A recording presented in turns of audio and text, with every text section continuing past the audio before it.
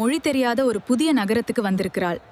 ம் ம் அவளுக்கு எல்லாமே புதுசு. எப்படியோ சைகை மொழியால் ஒரு ரூம் எடுத்துக்கொண்டாள்.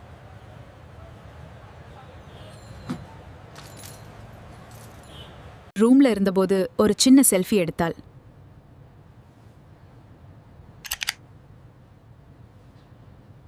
அதற்கு பிறகு நகரத்தை சுற்றி பார்க்க வெகு தூரம் சென்றாள். திரும்ப வரும்போது தங்கிய இடம் எங்கே என்று மறந்து போய்விட்டாள். என்ன செய்யலாம் என்று யோசிக்கும்போது ஒரு ஐடியா வந்தது. ரூமில் எடுத்த செல்ஃபியை திறந்து பார்த்தாள்.